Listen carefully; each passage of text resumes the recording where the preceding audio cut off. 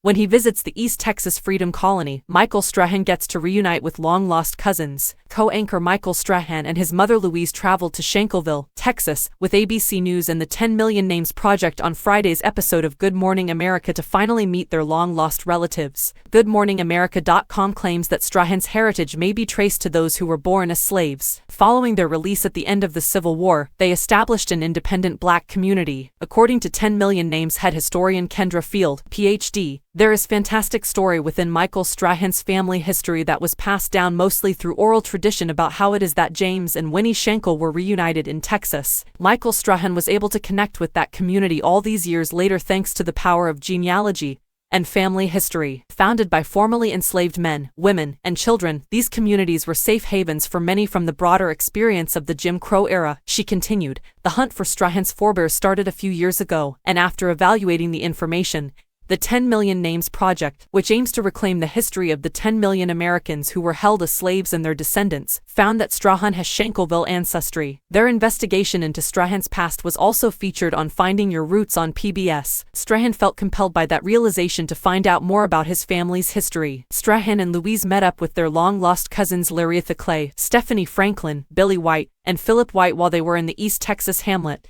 They assisted in completing the gaps in their family's history. Jim and Winnie Schenkel, according to Clay, were sold to a Texan, and Winnie was enslaved in Mississippi, ABC News stated. Jim wanted to know where she was since he genuinely missed her. He so began to ask around and learned her location. He then fled, as reported by Clay to the source. In order to find Winnie, Jim, an escaped slave, eluded the authorities, slave patrols, and professional slave catchers. He miraculously traversed the 400 miles of the Mississippi River on foot, and met Winnie there. There was a spring a few yards away, and she was out, gathering water, washing clothes, so he performed his little call, and she was like, "This sounds like Jim's call." Jim was there, of course, Clay said. In order to make sure they remained together, Jim arranged his own sale by Winnie's owner. In the end, they had 6 kids together, and Strahan's family line was established. Regarding his cousins' revelations, Strahan described them as a love story. This seems like a movie. After the Schenkels were set free in 1865, Jim bought more than 4,000 acres of land and started his own town. Strahan and Louise were able to witness some of the accomplishments and visions of their ancestors